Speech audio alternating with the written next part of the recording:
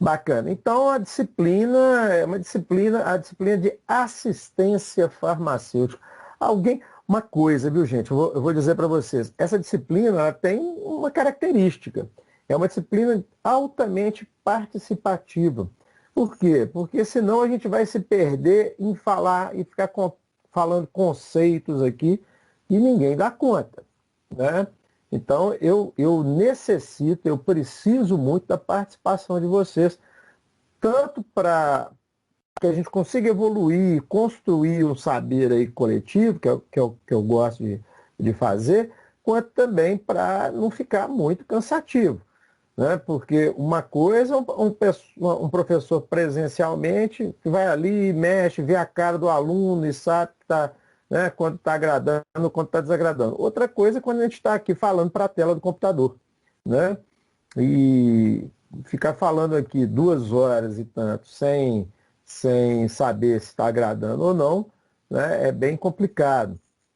Então, eu gostaria que a gente conseguisse fazer essa disciplina de forma coletiva, que não fosse só eu falando, mas que vocês pudessem, então, também estar colaborando para que né, o andamento da disciplina fosse bacana. Eu vi aí, né, eu pergunto isso de vocês, né, se vocês atuam na área, não é à toa, é um pouco para saber também até onde que eu posso pisar, né, em cada um, né, em cada tema, né? Até onde que eu posso puxar ou pedir aí também, porque vocês têm uma experiência. Eu parto do pressuposto que todo aluno entra com uma história, e essa história ela é fundamental para o aproveitamento do aluno aí na disciplina também, tá? Bom, nesse primeiro momento eu vou fazer uma apresentação minha, né? Então, a apresentação agora, eu falei de vocês, a gente falou aí de vocês, um pouquinho de vocês, falar um pouquinho da minha história, né? Então, eu sou técnico em patologia clínica. Eu formei no Coltec, né? Há muitos anos atrás. Então, eu estava com 14 anos quando entrei no Coltec, né? E foi uma experiência muito bacana na minha vida, porque o Coltec é mais do que um colégio, ele é uma escola de vida, sabe? Então foi muito legal, porque lá tem essa convivência, essa participação de ficar o dia inteiro junto, de almoçar junto, né? Com os colegas, os professores são todos muito assim ligados conosco, e serviu muito porque como está dentro do campus da UFMG, né, o Coltec, a gente já tinha uma série de conhecimentos ali da região, conhecia os prédios, sabia onde é que ficavam as coisas, além do que já conhecia também um pouquinho do esquema da universidade. Então, quando fomos para a faculdade, já foi muito mais fácil, né, do que para a maior parte dos calouros. Então, terminei meu curso, eu fiz um estágio né, nas análises clínicas, né, que era na patologia, que eu era técnico em patologia clínica, lá no Centro Metropolitano de Saúde de Carlos Chagas. Na ocasião, né, ele ficava ali debaixo do Centro Geral de Pediatria, lá atrás do Parque Municipal. E ali eu passei por diversos setores, né? Eu passei desde a coleta, hematologia, parasito, e aí histologia, e aí depois eu fui para microbiologia. Na microbiologia, eu me encontrei ali naquele meio, fiz uma amizade muito grande com a farmacêutica, que era a coordenadora do setor. Ela não deixou eu ir para outro setor. Eu acabei fazendo o resto do meu estágio. A proposta era que cada mês a gente fizesse um setor. E então, foi lá para o quarto mês, eu fiquei o resto do ano na microbiologia. Então, acabei, né, me encantando um pouco com aquilo. Obviamente que esse convívio com os farmacêuticos bioquímicos da ocasião acabou orientando um pouco minha decisão na hora de fazer a faculdade. Mas isso aí não foi determinante.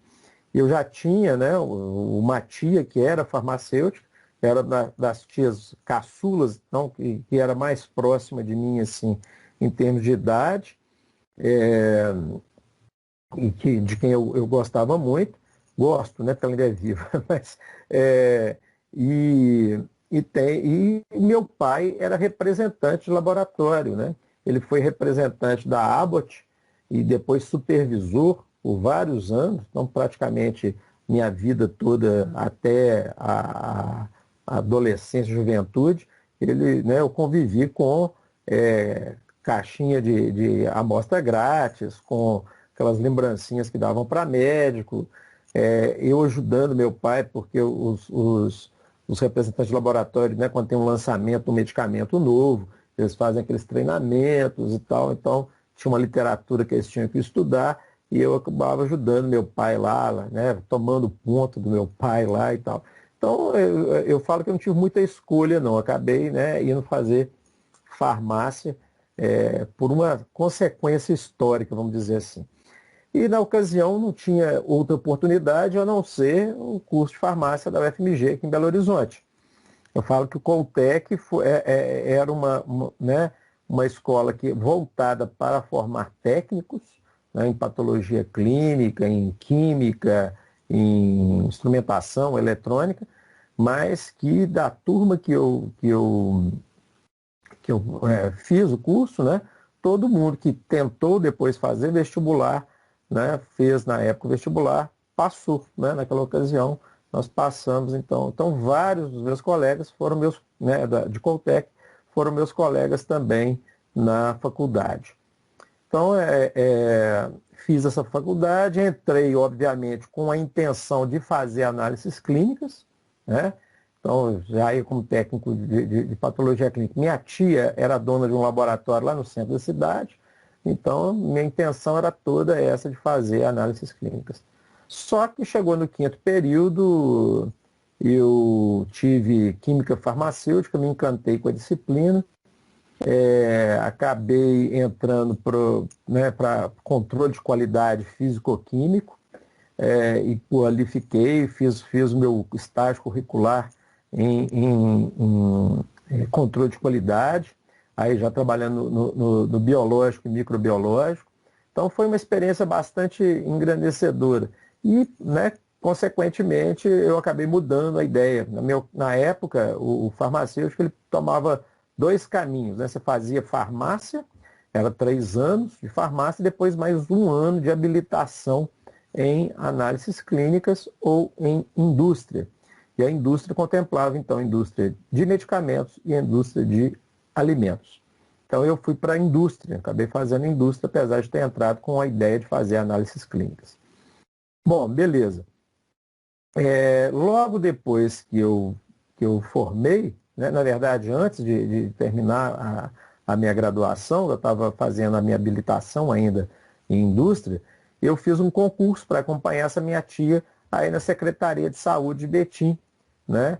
E passei nesse concurso. O curioso foi que eu não estava muito afim de fazer, ela me chamou para fazer para acompanhá-la, e eu passei e ela não. Então, né, foi na época assim, meio constrangedor até, mas, bom, lá demorou a me chamar, né? Na secretaria demorou a me chamar. Apesar de eu ter passado, eram 2 vagas, eu passei em segundo lugar. Se fosse nos dias de hoje, seria, né, a efetivação automática, né? Mas na época não, demoraram quase 3 anos para me chamar. Esse concurso foi em 91, foram me chamar em 93 só. Nesse meio tempo, né, eu terminei minha graduação e comecei a fazer o mestrado em ciências farmacêuticas. Na verdade, eu comecei o mestrado em fisiologia e farmacologia lá no ICB. Tive que interromper e depois eu voltei, né, com o mesmo orientador, mas lá na Faculdade de Farmácia, né, no departamento lá de pós-graduação em ciências farmacêuticas. E concentrei na área, né, já estava fazendo o experimento, continuei meu experimento trabalhando na parte de química biológica e toxicologia. Eu trabalhava, na verdade, com desenvolvimento do sistema nervoso central, então eu media liberação de acetilcolina, né, no córtex cerebral de ratos, estimulado aí pela toxina gama do escorpião Typhus cerulatus. Então, era para poder submeter esses animais a diversos tratamentos para poder ver como é que o sistema nervoso se desenvolvia. Então, eu trabalhei com, né, foi isso que foi minha dissertação de mestrado. Comecei a fazer um doutorado, mas infelizmente tive alguns percalços aí no caminho, tive que acabar parando e resolvi agora, né, daqui, quando voltar a acabar essa pandemia, eu vou tentar retomá-lo também. Bom, então, como eu estava dizendo, minha atuação profissional, né, aquilo foi a minha formação, na minha atuação profissional, eu comecei a trabalhar como farmacêutico na Secretaria de Saúde aí de Betim em 93. Na época foi o primeiro governo da Maria do Carmo. Eu já estava até achando que ia prescrever o concurso, né, e ligaram para minha casa o doutor Paulo Amorim. Dr. Paulo me ligou perguntando se eu era farmacêutico industrial, né, ou bioquímico. Aí eu falei que eu sou farmacêutico industrial. E aí ele falou assim, olha, é o seguinte, nós estamos querendo montar aqui uma central de manipulação de domos sanitários e tudo mais. Então, aí eu fui para, né, me efetivaram, eu fui para lá e começamos a mexer com isso. Por uma série de fatores, acabou que esse negócio ficou meio em suspenso, né, local, a gente escolheu um local para poder fazer isso, só que o galpão estava com uma série de problemas, de irregularidades, não teve como manter, e aí acabou adiando essa central lá para a inauguração do Hospital Regional. Então, nesse período, enquanto esperava o Hospital Regional ficar pronto, né, inaugurar, eu trabalhava na assistência farmacêutica, né? Então, trabalhando com política de medicamentos e fui por esse período de 93 até 96, quando eu fui para o Hospital Regional, eu fui referência técnica de assistência farmacêutica aí de Betim. A referência técnica, eu era praticamente referência técnica de mim mesmo, né? Porque era só eu e uma outra farmacêutica, que era a Graça, tal, na Secretaria de Saúde de Betim. Então não tinha farmacêutico. Nós vamos falar um pouquinho disso aí quando for falar da história aí, mas não tinha farmacêutico na Secretaria de Saúde. Depois entrou um outro colega, o Valtovani, que ainda hoje trabalha em Betim, mas ele ele era contratado e trabalhava na vigilância sanitária na ocasião. Então, logo depois então, que inaugurou o hospital, eu pedi minha transferência para lá e comecei a trabalhar com a parte de manipulação. Aí eu fui manipular domo sanitário, produzindo água sanitária, né? Produzindo hipoclorito de sódio 1%, para sanitizar o hospital todo e as unidades de saúde também de Betim. Sabonete, detergente, então, né, basicamente, as diluições de PVPI,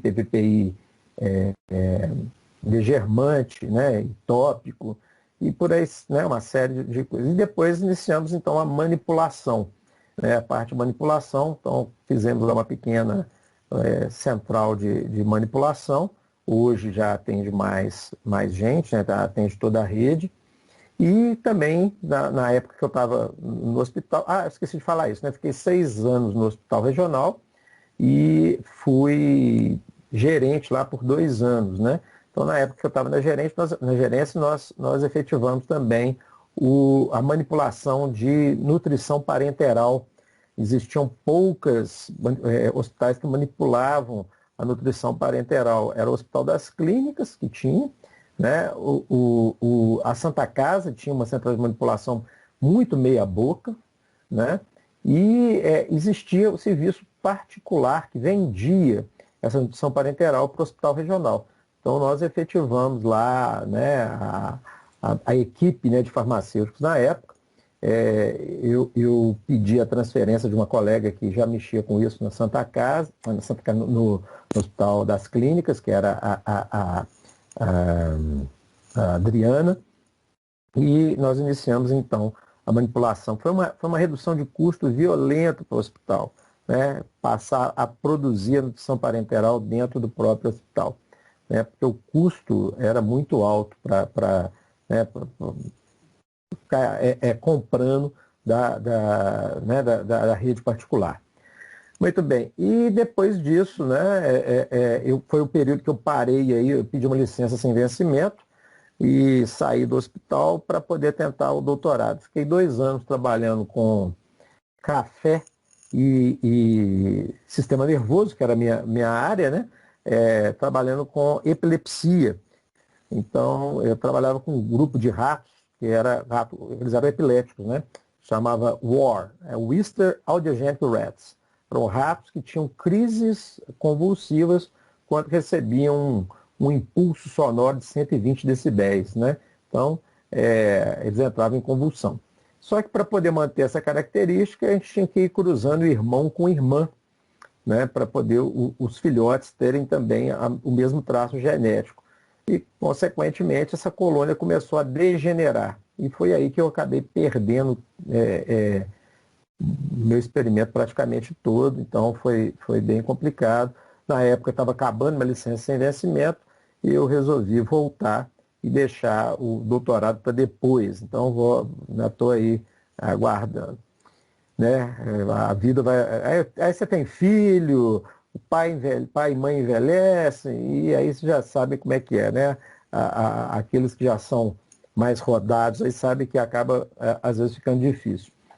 Bom, aí eu voltei dessa licença, na ocasião eu fui trabalhar na atenção secundária, tinha vaga na UAI 7 de setembro, foi um dos piores períodos da minha vida, né, em termos profissionais, porque na ocasião eu descobri que eu não tinha a mínima vocação para trabalhar em unidade de urgência e emergência, né? Muito complicado, você não tinha, o contato que você tinha com o povo era sempre um contato estressante, ou o paciente estava mal, ou o paciente estava querendo te bater, então foi um período muito complicado, né? Óbvio que tem gente que tem um perfil mais apropriado para isso e se dá melhor lá, mas eu não me dei bem. E fiquei, né? Foram 6 anos, mesmo assim, né? 6 anos lá na atenção secundária. E foi um período bastante conturbado. No finalzinho dele, começou a melhorar. Mas aí eu já estava meio cansado mesmo, pedi transferência e fui para a unidade básica de saúde trabalhar então com atenção primária. E estou lá até hoje. Eu trabalho aí na UBS Alvorada, né? Eu estou momentaneamente de licença para poder cuidar do meu pai. Meu pai teve um AVC agora no dia 26 do mês passado, e eu estou então licenciado para poder, ele, né, receber o alta, então estou adaptando ainda lá em casa, estamos treinando. Agora sexta-feira vem uma cuidadora, então a gente tem que aclimatar ali o idoso com a cuidadora, então é um período assim bem conturbado. A atenção primária, né, ao contrário da atenção secundária, para mim, né, foi o céu. Logo que eu entrei na Alvorada, foi muito bacana. Então a gente começou, né, tinha uma equipe médica também muito, muito legal, o NASF, né, a turma do NASF muito bacana. E comecei a fazer papel de farmacêutico, atenção farmacêutica, trabalhar com atenção farmacêutica mesmo. Foi um período muito bom esses primeiros 3 anos, 3, 4 anos. Mas depois, né, a questão política, uma série de coisas aí que foram acontecendo em Betim e foi se perdendo isso, né? Começaram a colocar uma série de incumbências dentro da farmácia básica que acabaram diluindo isso, né? E hoje não tem tido tanta oportunidade de fazer atenção farmacêutica dentro da prefeitura. Eu tive uma série de problemas também com os auxiliares de farmácia, né? Tive auxiliar que pediu demissão, tive auxiliar que adoeceu, tive auxiliar que saiu de licença maternidade. E aí, bom, coisas aí do setor público que nós vamos comentar aí ao longo do tempo, né? Então, até hoje, né, trabalho, já estou com 27 anos de Betim, e ainda longe de aposentar, mas eu acho assim, uma experiência engrandecedora para quem trabalha na área de farmácia, trabalhar no SUS, né? E é por isso que nós vamos estar falando hoje, né, falando também aí disso dentro da atenção farmacêutica. Beleza. E, paralelo a isso, em 2000, eu comecei, então, como professor de ensino superior, né? Dei aula em diversas faculdades. Eu comecei na Newton Paiva, né, aqui em Belo Horizonte. Ah, esqueci de falar, eu moro em Belo Horizonte, viu, gente? Então, aqui em Belo Horizonte, pertinho da minha casa, inclusive a Newton Paiva aqui. Então, comecei dando aula de toxicologia, né? Porque eu tinha feito aí meu meu mestrado na área, né? Então, dando aula de toxicologia dos medicamentos.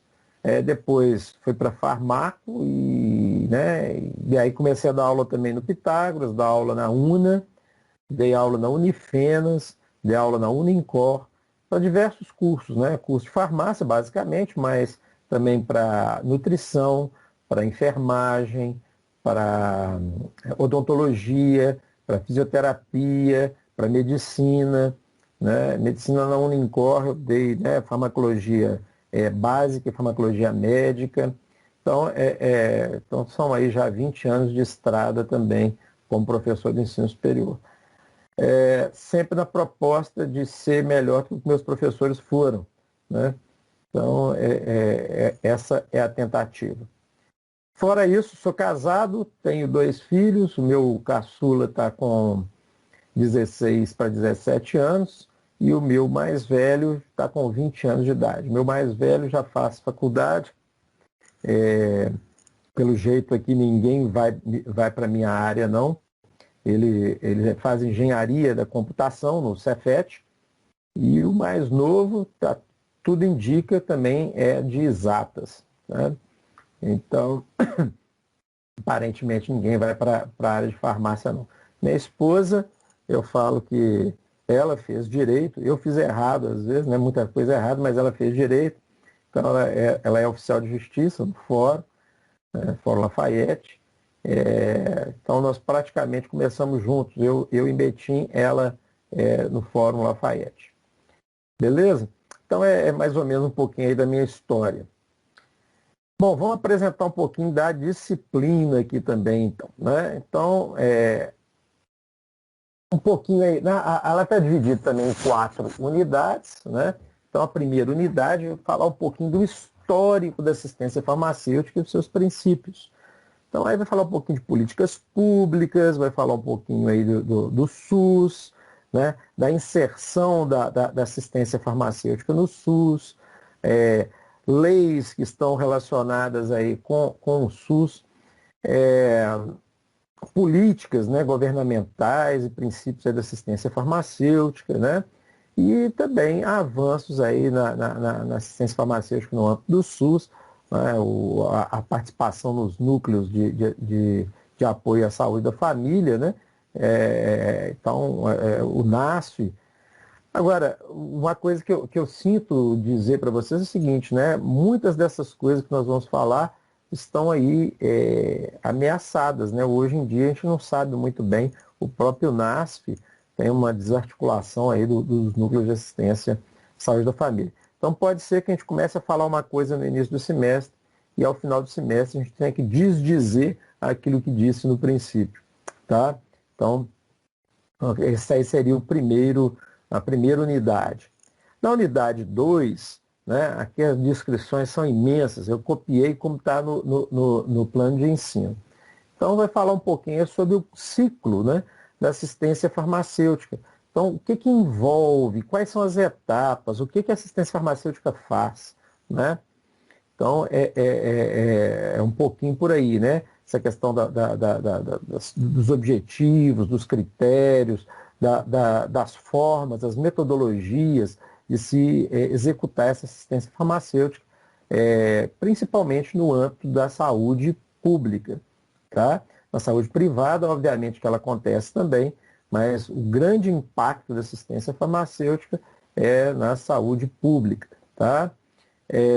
Falando, né, inclusive da própria armazenamento aí de medicamentos, estabilidade de medicamentos, diversas coisas que estão relacionadas aí com o medicamento dentro do SUS. Para quem estava falando aí que trabalha com distribuidora, né?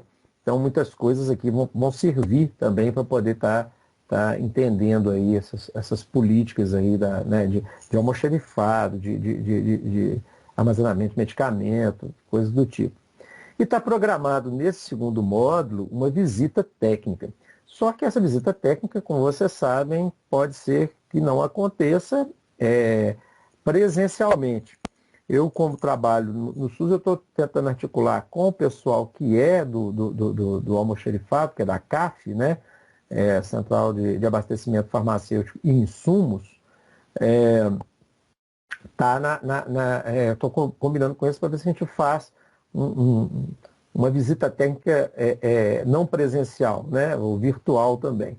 Então, conversando com eles lá e mostrando o espaço, como é que é feito, né, Então, vamos ver se a gente consegue articular isso. Se, porventura, já tiver permitido a fazer o presencial, né, a gente vai articular também a saída presencial lá.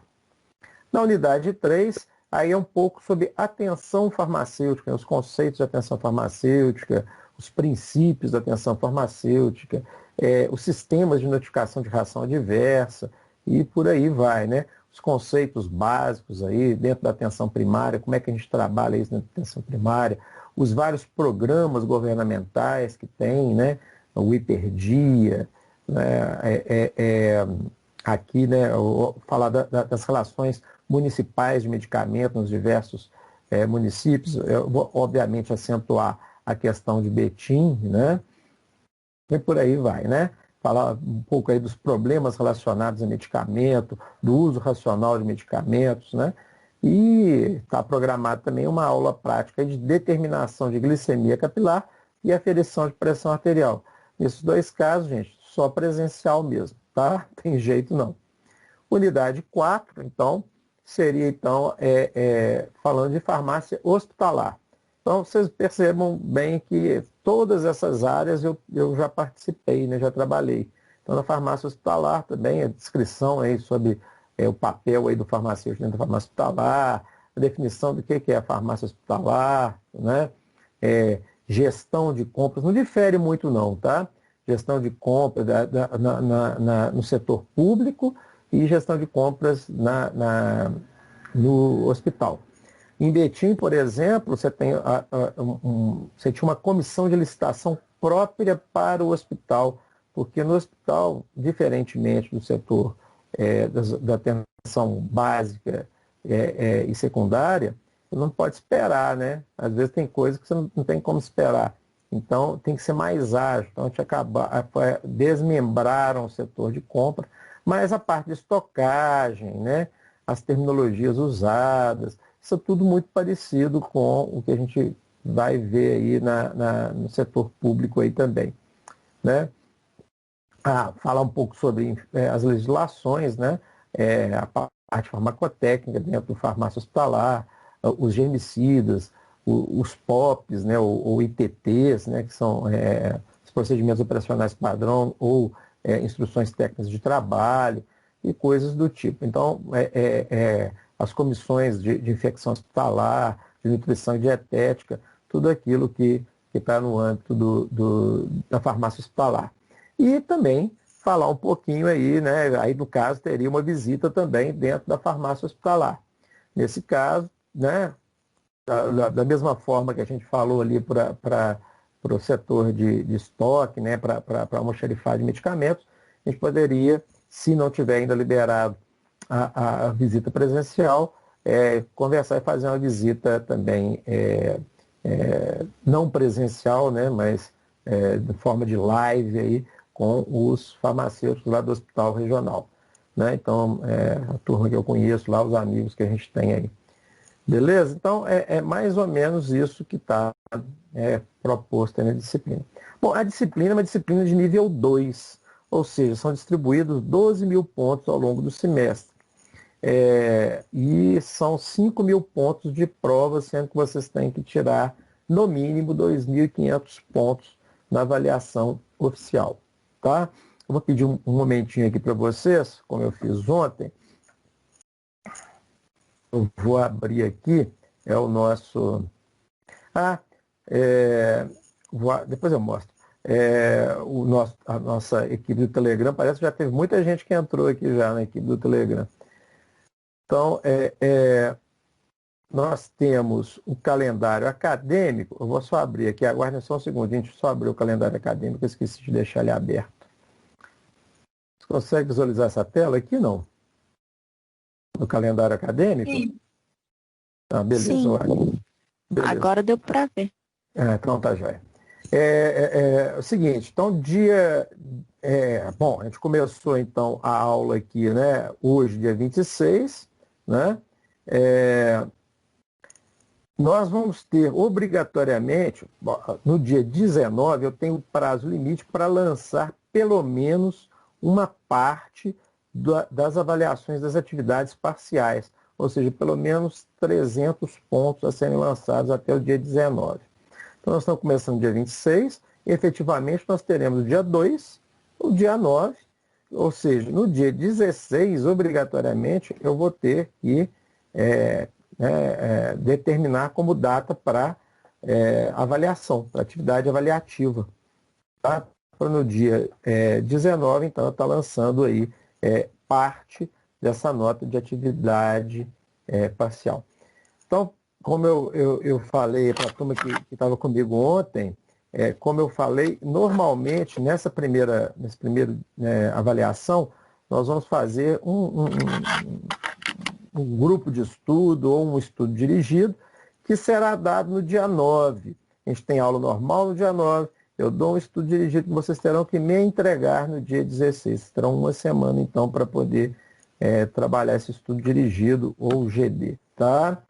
E aí eu faço a correção, dia 19 eu faço o lançamento desse GD ou estudo dirigido. Eu ainda não defini, isso depende muito do número de matriculados, e como ainda não estava fechado, eu dependendo do número de pessoas, a gente muda aí a sistemática. Mas, de qualquer forma, dia 16 vocês já fiquem sabendo que vai ter alguma coisa a ser entregue. Então, se programem para, nessa semana de 9 a 16, vocês vão ter algum trabalho para ser feito dessa disciplina. Ok? Muito bem. Então, aí teremos mais o dia 16, né? O dia 16, apesar de ser dia de entrega, tem aula normal. Dia 23, dia 30, e aí, no dia 7, já está programada a primeira prova oficial, a primeira avaliação oficial vai ser, então, no dia 7. Então, isso aqui vocês já podem deixar marcado, né? O que eu faço? Eu costumo dar sempre uma prova também dentro dessa atividade parcial. Então, vocês provavelmente vão me entregar esse trabalho no dia 16, nós teremos aula normal, e depois, no dia 23, aí deve ser uma prova. Por que não no dia 30? Porque no dia 30 vai ser a oportunidade da gente corrigir essa prova, tirar dúvidas, para que vocês estejam perfeitamente capacitados a fazer a prova oficial no dia 7. Ok? Então, vamos trabalhar dessa forma. Então, dia 23, prova, e dia 7, prova de vocês. Bacana. Aí encerra, então, esse lançamento, essa parte do primeiro bimestre, né? E aí recomeça, né? 7. 14 de outubro, eu não sei como é que vai ficar aqui, parece o vermelhinho aqui, deixa eu ver se tem alguma simbologia. Recesso escolar. Dia 15 está marcado recesso escolar. Mas há a possibilidade de toda semana ser de recesso escolar, tá? Porque dia 12 é feriado e dia 15 é o recesso. Como eles fizeram, eu não sei se vocês foram esclarecidos quanto a isso. Nós começamos mais tarde, vamos terminar até mais cedo e ter esse recesso, teoricamente, em outubro. Como? Porque a carga horária de vocês está sendo condensada. Então, ao invés de eu dar 2 horas de aula por dia pelo período todo, eu vou dar 3 aulas por dia nesse período mais curto, tá? Então, isso vai condensar. Então, é provável que 13 e 14 não haja também aula, já que dia 12 é feriado e dia 15, né, vai ser recesso. Então, eu não sei como é que vai funcionar aqui. Pode ser que haja mudança aqui ainda, tá? O que está previsto nessa semana de palestras. Então, é provável que nesses dias não haja aula, ok? Dia 21, aula normal. Dia 22, dia 28. E aí, chega em novembro, eu já tenho também um outro prazo limite, que é o dia 7, para lançamento de nota. Isso, consequentemente, faz com que vocês tenham que me entregar um trabalho no dia 4, tá? Mesma sistemática, dia 4, e aí provavelmente nós vamos ter a prova lá no dia 2, né? A prova oficial no dia 2, consequentemente no dia 18, tá? Nós teremos provavelmente nossa segunda prova parcial, tá? Então, um trabalho para ser entregue no dia 4 e uma prova a ser realizada no dia 18. Dia 25 nós trabalhamos aí corrigindo essa prova e esclarecendo dúvidas para então fazer a segunda oficial no dia 2 de dezembro. Então, nesse dia 2 de dezembro, aqueles que tiverem se saído bem vão dar adeus e vão sair de férias, se Deus quiser, já sem isolamento social, vão poder curtir umas férias um pouco mais tranquilas, esperando a vacina chegar, né? Bom, beleza. Aqueles que eventualmente tenham perdido alguma atividade vão fazer, então, nos dias 7 e 8, avaliação de segunda chamada, tá? E no dia 9 é o lançamento de todas essas notas. Aqueles que não tiverem alcançado a nota, né, necessária, dia 10 e 11 vão fazer o famoso exame final, tá? Então, esse exame final, por vocês provavelmente, aqui não tem como definir, vai ser 10 e 11, então são 2 dias de exame final. De qualquer forma, na pior das hipóteses, dia 11 vocês estão saindo de férias. E eu vou ficar mais um pouquinho, né, porque a gente ainda tem encerramento até dia 19, com certeza nós vamos ter coisa aí trabalhando pelo menos até dia 18, com certeza, né? Muito bem, senhores. Então é isso. A proposta é essa. Então, eu gosto de dividir dessa forma. Além disso, eu reservo geralmente aí uns 10% da nota de cada etapa para dar o que eu chamo, uma nota de participação. O que é essa participação? Né? A participação, obviamente, não é só controle de frequência, mesmo porque eu não vou ficar fazendo esse controle de frequência. Acredito que a partir do momento que vocês, que esteja resolvido o problema lá da sistemática de entrada, isso começa a ser mais ou menos automático, tá? Mas, de qualquer forma, não pode, dentro desse período da pandemia, estar fazendo esse controle diário, porque alguns alunos assistem depois as aulas que estão gravadas, dentro das possibilidades. Então, não tem muito como limitar por essa questão de presença. Mas a participação, eu digo muito naquilo de interação mesmo. É durante as aulas, as perguntas que vocês dirigem, aquelas intervenções que vocês fazem, né, aquelas colocações durante as aulas. Então, a participação mesmo tornando a aula mais dinâmica. E outra coisa, né, eu até mostrei ontem, algumas pessoas já entraram, eu vou interromper esse compartilhamento aqui, vou compartilhar outra tela aqui com vocês. Que é a tela aqui do Telegram, tá? Então aqui, muitos já entraram aqui no Telegram, vocês devem estar vendo aí, né? Então, já tem até a Bruna colocou o link da aula hoje aqui. Então, esse espaço aqui é um espaço de interação nosso também fora do horário de aula, tá? Então, você está assistindo um programa de televisão, ou leu algum artigo bacana e tudo mais. Então, o que você vai fazer, né? Uma coisa que tem interesse para a disciplina, manda aqui no grupo, né? Isso daí é pontuado positivamente, então vale aí, né, nota também nessa parte de avaliação parcial, contando aí como sendo uma participação, né, como participação e contribuição para o grupo. Então já vê bastante gente já entrou, já tem 21 membros, ó, bacana, e 21 membros aqui, 20, né, porque um sou eu, né, 20 membros aí já entraram aí pelo convite. Depois, né, aqueles que tiverem vontade, obviamente que não é obrigado, mas seria bem legal se pudessem estar participando aqui também. A outra coisa, hoje, como ontem, eu tenho que gravar, eu estou gravando essa aula, vou subir ela para o YouTube também, e eu disponibilizo o link lá no AVA, mas eu coloco também no grupo aqui para ficar mais fácil de vocês acessarem. Então, algumas informações eu acabo colocando aqui para facilitar o acesso para vocês. Ok? Beleza, gente. Então é isso. Vamos voltar agora. Alguma pergunta aqui, gente? Tudo ok? Ok.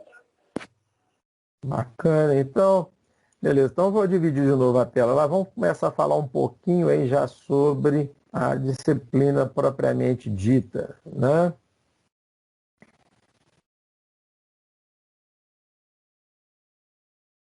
Então, primeira coisa que eu queria perguntar para vocês. E aí, né, vamos começando participando, como eu disse, bastante interação de vocês. No conceito de vocês hoje, obviamente que isso, né, não vou obrigar ninguém a ter um conceito já definido e correto hoje. Mas o que vocês entendem como assistência farmacêutica nesse momento que nós estamos começando a disciplina?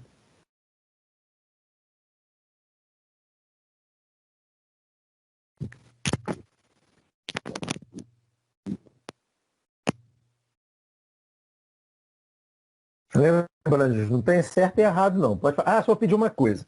Como eu não estou conseguindo visualizar vocês, agora, quando a gente coloca a tela cheia, eu não consigo ver quem é que está falando. Então, quando a pessoa for fazer alguma intervenção, só fala assim, Licínio, é fulano falando, tá? Só para poder eu saber quem é que está falando. Beleza?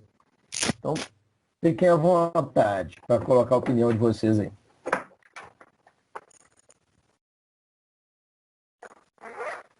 Ninguém se arrisca? Cristina, Fernanda falando. Tá, Fernando. Fala lá para nós. E assistência farmacêutica mais, assim, pelo que eu tenho, meu ponto de vista, é tipo auxiliar o paciente a um medicamento correto, é, auxiliar a própria farmácia, igual você falou, em questão de demandas, de compras, Uhum. de racionamento. Acho que mais isso, eu entendo. Ah, beleza. Uma coisa que você falou é muito importante, né? A questão do uso correto do medicamento, isso é fundamental, né? Está dentro do âmbito da assistência farmacêutica, né? Auxiliar aí na fracionamento, em diversas outras coisas, isso aí está dentro do âmbito aí da assistência farmacêutica. Mas tem mais coisa do que isso, né? Engraçado, Licine, é a Bruna. E aí, Que Bruno? hoje à tarde eu estava lá na farmácia, lá, meu marido, e eu perguntei à farmacêutica, falei com ela, balcão é Hum, muito. Eu não gosto muito de balcão, né? A gente fica com um hum, negócio de balcão.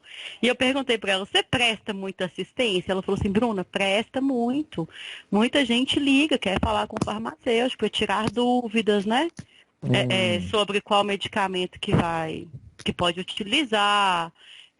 Para assistência também, eu acredito que eles vão, os pacientes, às vezes, dificuldade de ir posto médico ou ter acesso ao médico, vai à farmácia e pede ao hum, farmacêutico alguma orientação sobre algum uhum. medicamento, ou pressão, glicemia, coisas desse tipo, né?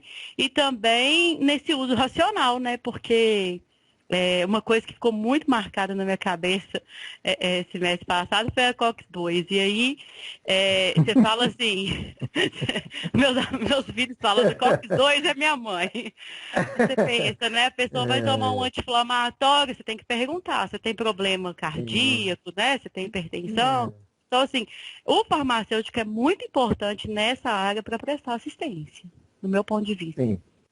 Você tocou num ponto aí que é uma questão. Olha só para vocês perceberem como é que é a importância da gente ter claro determinados termos enquanto a gente é farmacêutico, tá? Enquanto farmacêutico. Há uns anos atrás, eu dava aula numa faculdade chamada Facsal, lá em Santa Luzia. Foi logo que eu saí da Newton Paiva, então isso foi em 2013. No final do primeiro semestre, me chamaram para poder participar de uma banca de TCC. Gente, é aquele negócio, né?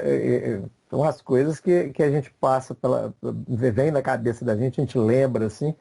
Mas eu, recém-chegado, não conhecia quase ninguém, fui participar de uma banca.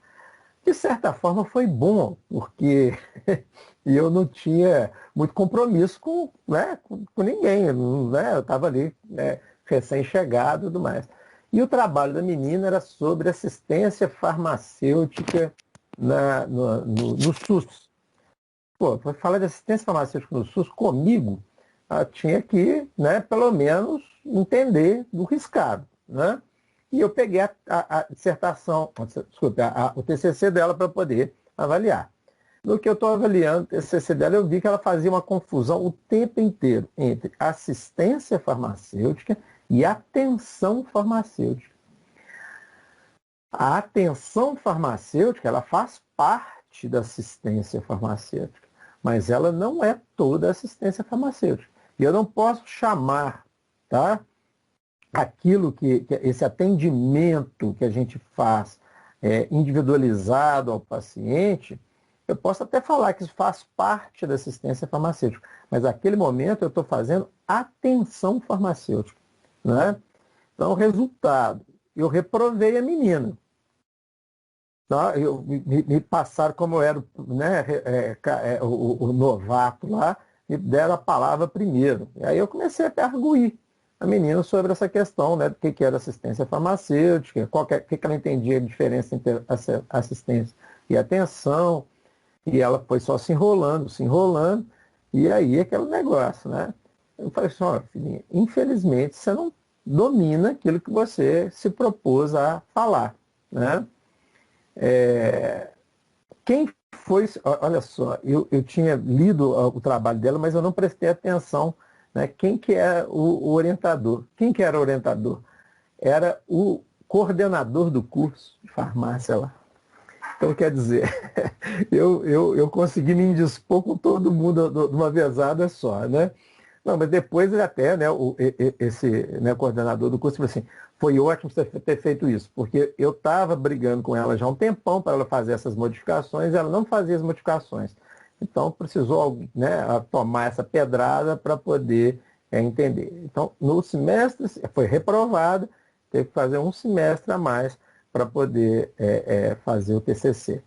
Eu não sou maldoso, não, tá? Mas eu acho importante. Como é que um farmacêutico sai sem conseguir diferenciar o que é assistência e o que é atenção farmacêutica? Né? Então, por isso que a disciplina está aqui. Você tem uma disciplina de assistência farmacêutica. Eu pretendo que, ao final, vocês saibam fazer essa diferenciação. Tá? O que a Bruna colocou, né, desse atendimento, a mesma coisa que a Fernanda falou também, fazem parte da assistência, mas elas não são a assistência propriamente dita, né? Elas são integrantes daquilo que é assistência farmacêutica. Beleza? Mais alguém? Não. Não? Ficaram com medo, né? Ficaram com medo de mim, né? Beleza.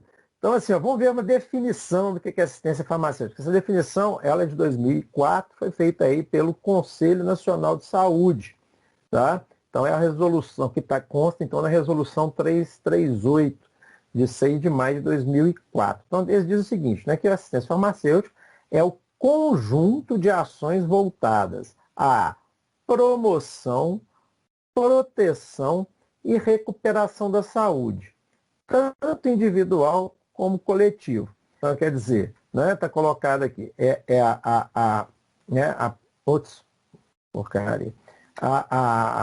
a parte de promoção da saúde, né? Você está promovendo saúde, você não está simplesmente trabalhando na parte curativa, ou seja, você trabalha na promoção de mais saúde, né? Na proteção, né, dessas pessoas, né, em relação às doenças, né? Então, questão de campanhas, vacinas e tudo mais. E a recuperação da saúde também, tá? Então, aqueles que já estão doentes, a gente trabalhar dentro desse âmbito. Tanto a saúde individual quanto na saúde coletiva. No caso específico da assistência farmacêutica, tendo o medicamento como insumo essencial, tá? E, como a Fernanda, né, colocou lá, visando o acesso e o uso racional. Não adianta eu ter acesso se o uso foi irracional. Não adianta eu ter um uso racional se eu não tiver acesso. Então, as duas coisas são fundamentais, tá? Então, a gente vê, por exemplo, eu tenho acesso, né? Quem chegar em Betim aí e for numa unidade básica de saúde, ele vai encontrar lá. Vai encontrar clonazepam, vai encontrar lorazepam, vai encontrar midazolam, vai encontrar benzodiazepínicos a dar com pau, tá? Isso daí é acesso. Eu estou disponibilizando esse medicamento. Entretanto, a maior parte das pessoas não faz um uso racional. Ah, é porque... Mas como que é assim? Como é que não faz uso racional? Ela não faz uso racional porque esse uso racional não é promovido. Né? Tá colocando aqui, a gente não está promovendo esse uso racional. Né? Por quê? Porque os médicos não sabem prescrever, as pessoas não sabem usar e nós, farmacêuticos, não sabemos nos impor para poder fazer essa alteração. Então, é um grande problema. Né? Esse é um grande problema hoje. Então, há anos atrás, e hoje está pior, né? Mas há anos atrás eu fui fazer uma conta lá que eu fiquei horrorizado. Dentro da população de Betim, se eu pegasse o consumo de benzodiazepínicos no município e dividisse pelo número de munícipes, ou seja, pelo número de habitantes, dava praticamente um comprimido por dia por pessoa. Vocês já imaginaram o que é isso? Isso é uso racional? Né? Então não é. A gente tem um problema aí. Né? A gente tem um erro aí. Né? Ou não está sendo necessário, as pessoas estão usando por período prolongado. Benzodiazepínico é basicamente um medicamento ansiolítico para tratar ansiedade. Existem outras patologias que ela vai ser usada também, mas na maior parte é para tratar ansiedade, distúrbio de sono e tudo mais. A ansiedade, distúrbio de sono é sempre um resultado, né? É sempre um sinal, né? Um sintoma, melhor dizendo, de um problema. Então, eu não resolvo o problema e medicalizo a população. Então, eu forneço acesso, mas não promovo o uso racional. Ok? Então, essa é uma coisa importante dentro da assistência farmacêutica. Então, esse conjunto envolve tanto a pesquisa, o desenvolvimento e a produção de medicamentos e insumos, bem como sua seleção. Aí, olha só a importância, né? Nós estamos falando aqui basicamente da dispensação, falando de uso racional. Então, quando a gente fala de assistência farmacêutica, geralmente a gente lembra disso, né? Aquele momento onde você vai dispensar o medicamento, dar informação sobre aquele medicamento e esquece todas as etapas anteriores, desde a pesquisa, né, desenvolvimento de um fármaco, a produção desse medicamento, do insumo, né, até como a seleção dele, quando você já trabalha, por exemplo, num hospital, como é que eu vou selecionar? Ah, eu trabalho sou do nível central, eu trabalho com política de medicamento. Como é que eu seleciono os medicamentos para um município? Né? Por que aquela relação de medicamentos foi escolhida daquela forma? Né? Eu programo, né? Eu sei quanto que eu gasto, eu faço uma projeção. Se tiver faltando recurso, como é que eu faço? Quem que eu priorizo? Isso é programação. Né? Eu conheço os mecanismos de aquisição, né? Então, como é que as leis de licitação, os processos de compra, isso tudo está relacionado aí com assistência farmacêutica. Eu faço a distribuição desses medicamentos dentro das unidades de acordo com a racionalidade, né, e tudo mais. Eu dispenso esse medicamento de maneira adequada, né, e eu fiscalizo, né, para poder garantir a qualidade desse medicamento e dos produtos, né, e serviços, né, fazendo, né, um acompanhamento e avaliação da utilização também. Né? Então eu tenho uma série de pacientes que eu conheço, que eu acompanho e que eu sei que já não precisam mais fazer o uso daquele medicamento. E aí a gente, né, entra em contato com os médicos, quando é médico da própria unidade é muito mais fácil, né, para poder fazer, então, uma reavaliação e a desmedicalização daquele paciente. Né? Então, isso é papel do farmacêutico, né, também está avaliando e acompanhando isso. Entretanto, muitas vezes isso não é feito. E a gente observa, principalmente no setor público, no privado também acontece, viu, gente? É simplesmente um mecanismo de troca de receita, né? A pessoa já faz uso do medicamento há 5 anos e deixa a receita lá para poder trocar. Não tem um acompanhamento desse paciente, né? Então, eu, por exemplo, lá dentro da unidade básica, isso não é da protocolo do município, tá? Isso é um protocolo que eu estabeleci dentro da unidade básica de saúde lá. O que a gente faz? Paciente que deixou de buscar medicamento por mais de 2 meses, eu peço reavaliação pelo médico. Né? Então, se o paciente deixou de pegar benzodiazepínico, que a gente estava citando aqui, 2 meses, como é que ele deu conta? Se ele consegue ficar 2 meses sem o benzodiazepínico, talvez ele não precise mais dele. Ah, e se for medicamento de pressão? Mesma coisa. Né? Se ele passou 2 meses sem usar, pode ser que aqueles medicamentos já não sirvam mais, né? Seja necessário. Então, isso daqui é fundamental. Sempre visando o quê? A melhoria da qualidade de vida da população. Então, lembrando que o nosso compromisso primeiro é com a saúde pública. Tá? Então, a assistência farmacêutica, ela visa isso tudo. Né? Quando a gente fala disso, a gente lembra de uso racional, a gente lembra da dispensação, mas isso tudo está acompanhando. Então, houve uma reação adversa, o farmacêutico tem que notificar essa reação adversa à Anvisa. Isso faz parte da assistência farmacêutica também. Então, aonde o farmacêutico tiver, a assistência farmacêutica está presente. O que ele estiver fazendo é assistência farmacêutica. Tá? Beleza. Aqui é uma outra definição. Essa definição é daqui, tá? Da Secretaria de Estado de Saúde de Minas Gerais, dada em 2008. Mas vocês vão ver que é praticamente uma cópia da outra. Então, assistência farmacêutica é um conjunto de ações voltadas para a promoção, proteção e recuperação da saúde, tanto individual quanto coletiva, tendo medicamento como insumo, né, essencial e visando seu uso racional. Mesma coisa, né? Esse conjunto envolve também a pesquisa, desenvolvimento, produção de medicamentos e insumos, então, basicamente uma cópia da definição anterior. Né?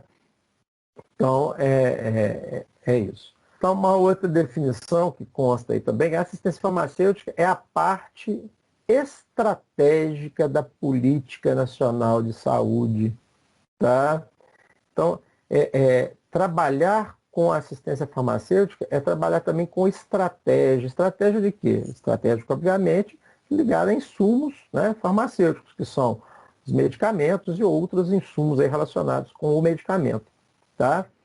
Então, é da estratégia da política nacional de saúde, que se justifica pela sociedade em constante transformação e permeada por profundos debates políticos e ideológicos inerentes à evolução social. Então, hoje a gente tem diversas discussões voltadas aí por questões ideológicas. Ah, tem que ter saúde pública, o SUS é importante, não é? Gente, tem coisas aí que, assim, né, e eu espero, não é doutrinar ninguém, não, mas que ao final do curso, né, da nossa disciplina, melhor dizendo, vocês têm uma visão ampla dessa necessidade da assistência farmacêutica e, principalmente, de forma voltada principalmente para a saúde pública. Tá? Óbvio, vocês vão ter, muitos de vocês já trabalham, né, como a gente viu aí, já trabalham com saúde privada, mas a importância da gente entender também a saúde privada como complementar à saúde pública e estar sempre valorizando essa questão da saúde pública também. Tá? Então, além disso, ela tem como maior objetivo dirimir as contradições e a desigualdade e as exclusões. Então, uma coisa fundamental entre nós aqui na assistência farmacêutica é propiciar que as pessoas, independente de qualquer fator, né, étnico, sexual, social, né, elas sejam excluídas. Tá? Então, a assistência farmacêutica ela tem esse âmbito global, né, e humano aí por detrás também. Ok? Ô, gente, antes de entrar na história da assistência farmacêutica propriamente dita, nós estamos aí já são 8 e no meu relógio aqui está dando 8h37 mais ou menos, né? Acho mais ou menos isso. Vamos fazer uma pausazinha, a gente volta aí 10 para as 9, pode ser? Ok. Eu estou precisando tomar um café e comer alguma coisa, né? Então a gente faz essa pausazinha e volta daqui a pouquinho, ok? Muito bem, pessoal. Vocês conseguem visualizar de novo aqui a PowerPoint? Sim. Tem histórico, beleza, histórico da assistência farmacêutica no Brasil. Muito bem. Quando a gente fala de assistência farmacêutica, nós já dissemos aí, né? Ela é um termo amplo que abrange praticamente todas as práticas que o farmacêutico faz e tudo aquilo que dentro da nossa prática está relacionado com a compra, produção, distribuição, planejamento, tudo isso, né, até mesmo a atenção farmacêutica, como foi colocado, mas, né, de uma maneira bem ampla. Eu diria que a história da assistência farmacêutica no Brasil se confunde com a própria história da saúde no Brasil, né? Ou melhor, eu diria que ela é anterior, inclusive, à história do Brasil, né? Porque já se fazia distribuição, né? Já se utilizava plantas, né? Os pajés aqui já utilizavam para tratamento dentro. Então, se a gente for entender essa utilização de substâncias medicinais, do conhecimento popular e indígena, a gente pode dizer que aí já existia, né, a assistência farmacêutica. Então, a história aí como eu disse, né, ela se confunde um pouco, é importante a gente entender um pouquinho como é que aconteceu, ou como que evoluiu o sistema de saúde no Brasil, para entender como que junto veio também a assistência farmacêutica, né? Então, o primeiro, né, que eu falei, que eu tinha dito, né, antes, né, depois da colonização, do início da colonização europeia aqui no Brasil, por um grande período, ou seja, começou lá em 1500, né, por um grande período, o país ficou meio que abandonado mesmo à sorte, né? Então, existia aqui políticas extrativistas, né, práticas extrativistas, e saúde aqui não existia, em termos organizados não existia. Existia aquilo que eu disse aqui, né, os pajés, alguns boticários que tinham vindo da corte, né, do Portugal e tal, né? Então, ali, né, existia era basicamente isso. E as duas grandes cidades do Brasil, na ocasião, eram, né, a Salvador e o Rio de Janeiro. Então, eram os dois locais onde geralmente acontecia essa, né, maior concentração desses boticários, de alguns médicos que vieram, então, de Portugal. Com o início, então, né, a história aí do desenvolvimento do modelo de saúde no Brasil, né, ele começou, né, a se estruturar na base da filantropia, ou seja, na parte principalmente religiosa. Os primeiros centros de saúde, né, ou equipamentos de saúde foram aquelas que a gente tem até hoje, né, as santas casas de misericórdia, né, que eram geralmente ligadas à igreja. Então, ali começa alguma coisa em termos de saúde no país. Mas, obviamente, que nada era ligado, ou, como vou colocar aqui, era sistematizado pelo Estado, né? Mesmo porque a família real, que morava lá em Portugal, não estava nem sabendo o que acontecia por aqui. Não tinha muito interesse aqui, não. Entretanto, quando Napoleão lá começa aquela política de invasão e vai invade Portugal, a família real foge para o Brasil, né? Isso em 1808 ela chega então e começa a querer, como o negócio lá parece que ia ser meio complicado, ia demorar um pouco de tempo, eles começam a trazer um pouco de, vamos dizer, civilização europeia aqui para as terras brasileiras. E começam então as universidades. Então, as universidades de medicina, de direito, de farmácia, foram aí as primeiras a aparecerem aí no Brasil, né? A maior parte delas no Rio de Janeiro mesmo, né? E com isso ocorre uma melhora na situação sanitária. Vocês imaginem, por exemplo, o Rio de Janeiro, né, da época aí da colônia, do Brasil colônia, onde não existia sistema de esgoto, né? Era mais ou menos o que acontecia também na Europa, né? Então, era tudo muito incipiente, as doenças eram aí várias, com um agravante. Aqui nós tínhamos um clima tropical que contribuía para a propagação de uma série de outras doenças que não existiam lá na Europa, tá? E aí, né, depois, né, ocorre então se vai desenvolvendo aí durante o período da monarquia, e depois, com a proclamação da República, né, na Primeira República, o Estado passa a entender que havia necessidade de intervir no serviço de saúde, né? Então, nós fomos, né, a proclamação da República foi em 1889, em 1897 só, ocorre a criação da Diretoria Geral de Saúde Pública. Então, a primeira vez que aparece esse termo saúde pública, né, dentro do Brasil foi em 1897.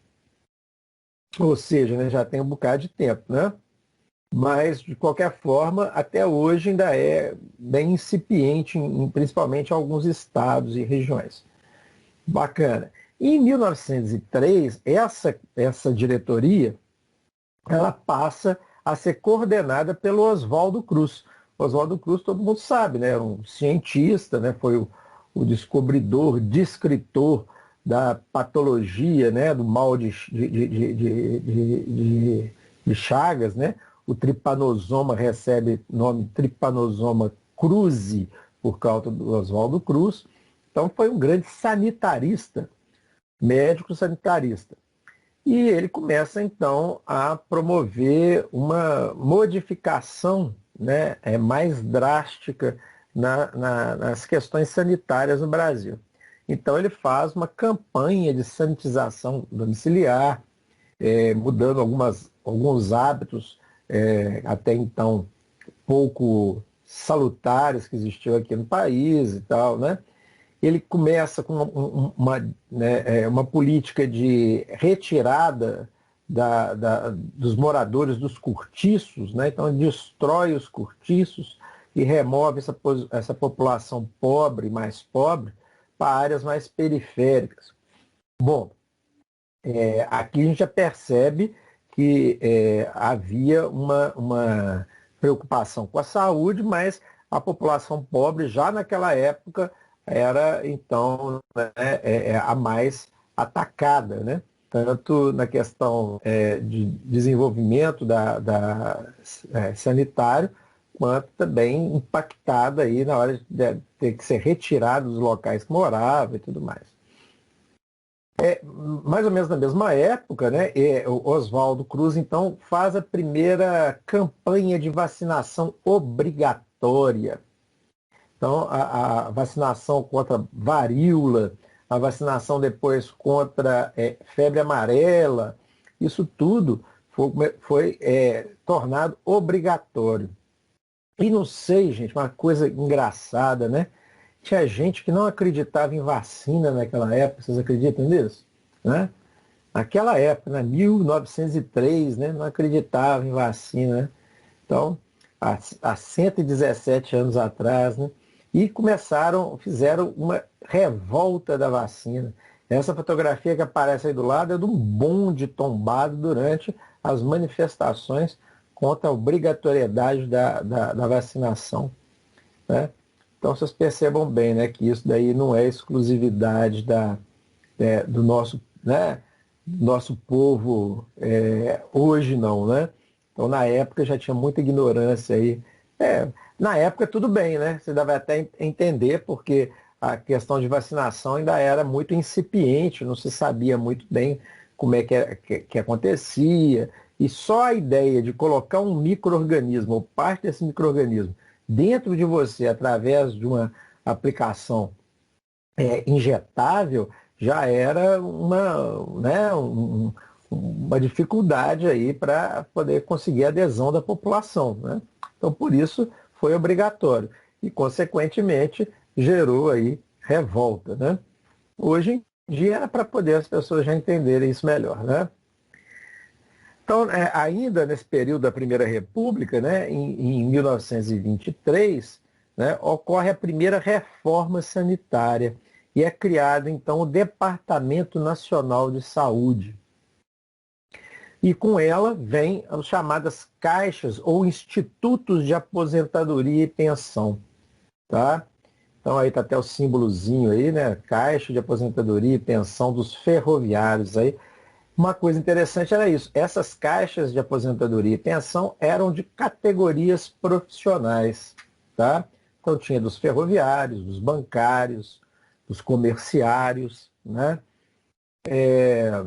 Aqui em Belo Horizonte existe, né, um conjunto habitacional, chama IAPI, que é justamente o Instituto de Assistência e Previdência dos industriários, que trabalhavam na indústria, né? Então, IAPI. Então, já é dessa época, né? Então 1920 e poucos, né? 1930 começou isso. O que isso né, já traz de novidade, né? Então, esse início dessa chamada Previdência Social no Brasil era baseado, então, no recolhimento de parte do salário do funcionário e de parte do lucro do empregador. Então, a renda era bipartite, vamos dizer assim, né? Eu dividia esse custo da Previdência Social entre o trabalhador e entre o empregador, né? A União, né, ou seja, o Estado, ele permanecia ausente nesse modelo, ele não participava nesse modelo, ele só geria, né? Então, quer dizer, e uma outra coisa, o que vocês percebem, né? Quando eu tenho uma caixa de aposentadoria e pensão, ou instituto de aposentadoria e pensão, e muitos deles tinham já, aí começa a coisa, né? Eles já tinham farmacinhas, ou eles subsidiavam a venda de medicamentos, a compra de medicamentos pelos seus afiliados, né? Então, esse daí já começa a aparecer também um pouco da assistência farmacêutica aí dentro junto a esses institutos e caixas de aposentadoria e pensão. Mas qual que era o grande limitante que vocês conseguem visualizar aí nessa questão dessas caixas de aposentadoria e pensão? Qual que seria um limitante aí, dificultador aí para o acesso da população a tanto o atendimento médico quanto também o atendimento farmacêutico? Boa noite, Licine. É a Sueli. Tudo bom, Sueli? Tudo bem, né?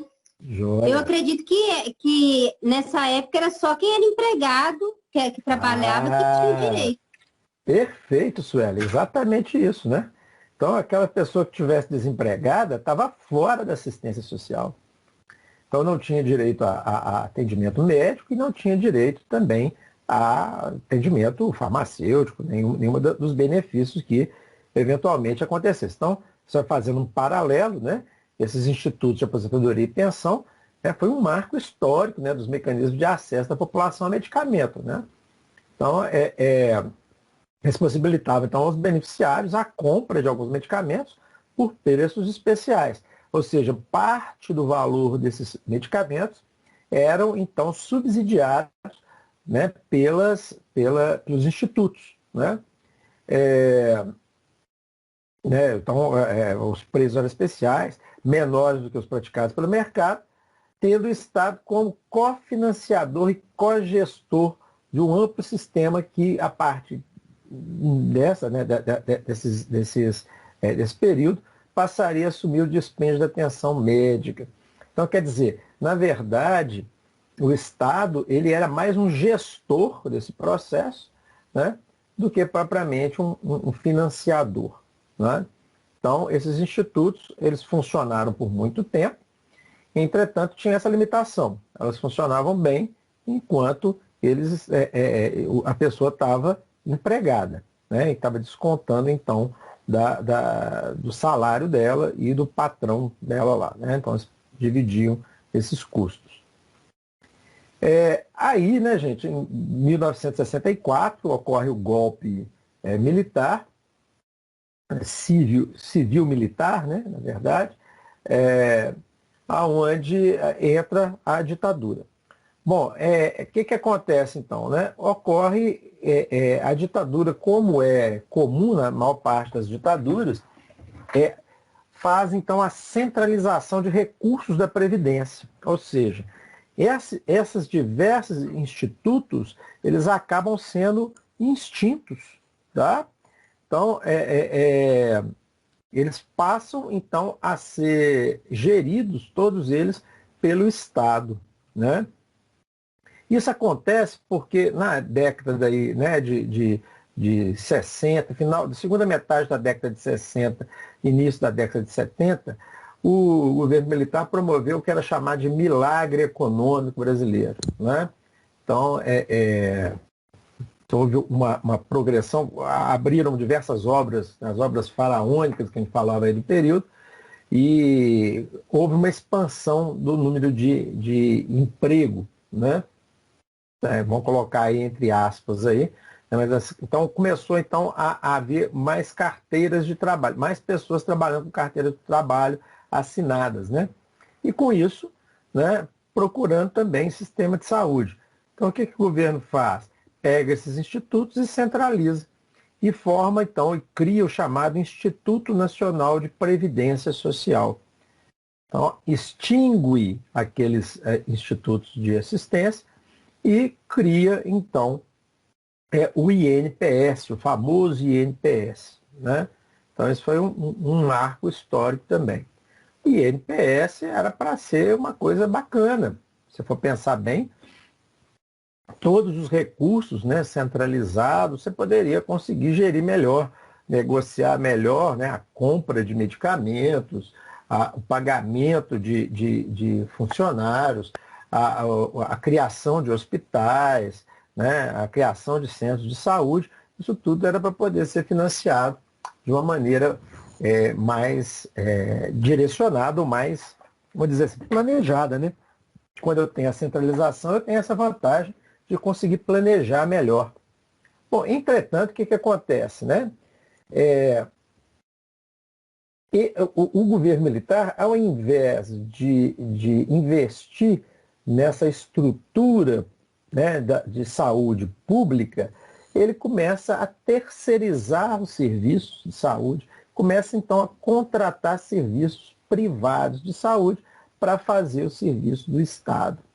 Então, a fotografia que está mostrando aí era a famosa fila do INPS. Essas filas do INPS eram famosas, né? Enormes.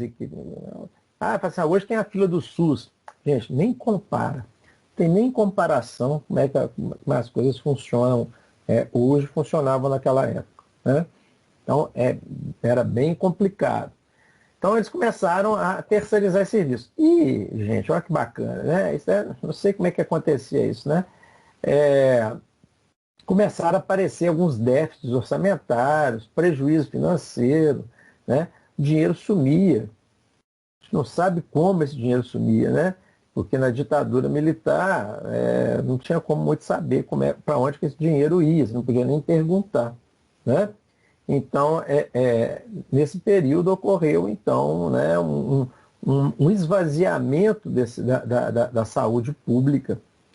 E o INPS, apesar de ser um instituto que era voltado para a saúde pública e para a Previdência Social, ele acabou servindo como alicerce para a criação dos famosos planos de saúde.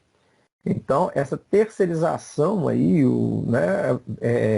ganhou, né, foi ganhando corpo e diversos grupos econômicos começaram a perceber como que era interessante se agruparem para promover, vender serviço para o Estado. Depois eles descobriram que era melhor vender diretamente para a população e deixar o Estado de lado. E aí começou então a aparecer os planos de saúde privados, né? Em paralelo, em 1967, que foi um dos anos mais bonitos da história da humanidade, né? No dia 1º de julho, foi lançado Sgt. Pepper's, né, pelos Beatles, né? Foi um marco histórico na música. E um dia antes, né, dia 31 de maio, eu nasci. Então foi um ano muito importante para a humanidade. Aí, né?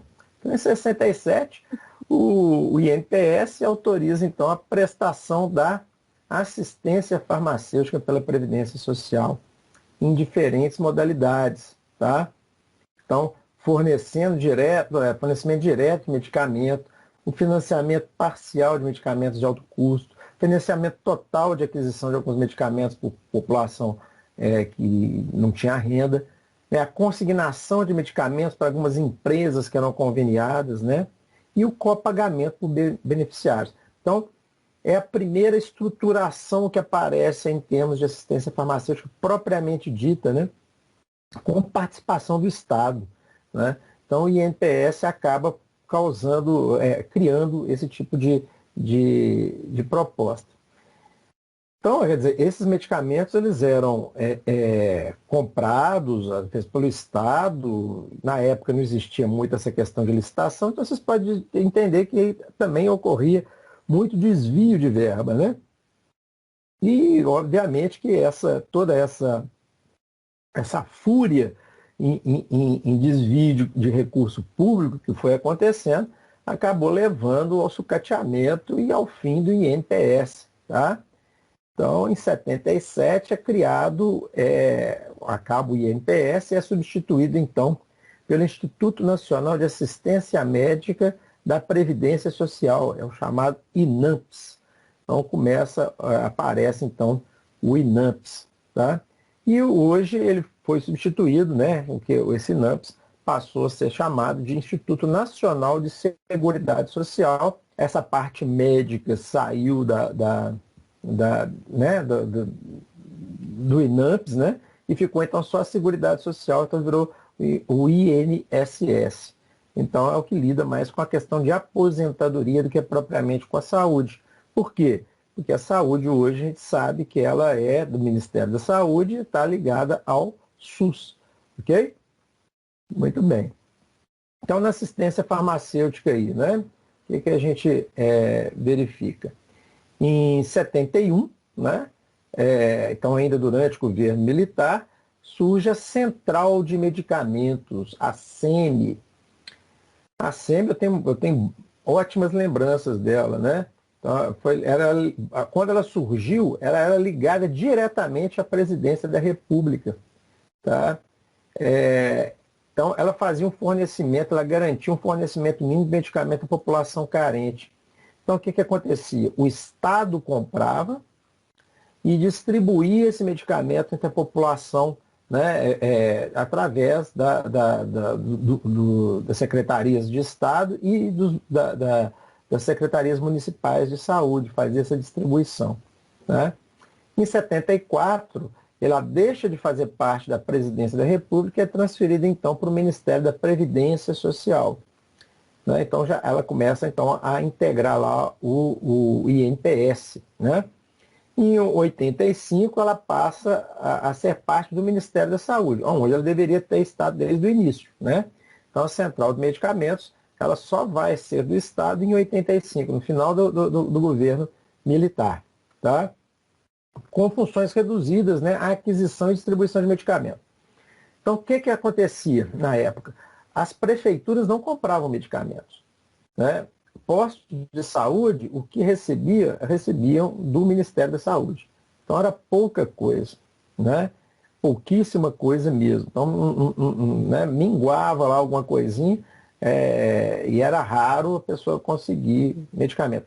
Lembrando, em paralelo nessa época, o que está acontecendo com a farmácia?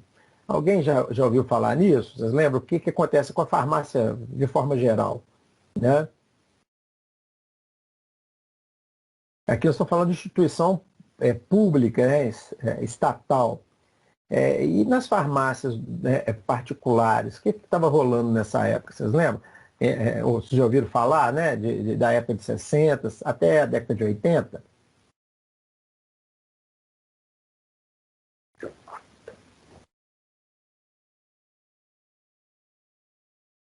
Alguém?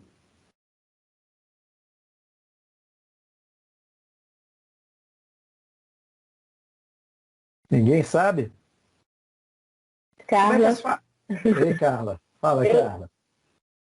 eu não ouvi falar não, mas eu acredito que dessa forma as farmácias privadas, a saúde privada estava exorbitando o preço, né? Aproveitando da população, porque a população não conseguia o medicamento pela saúde pública.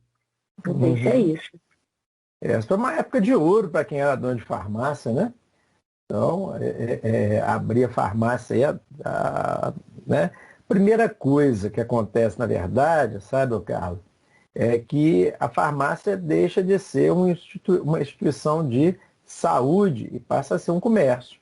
É nessa época que ocorre essa transição.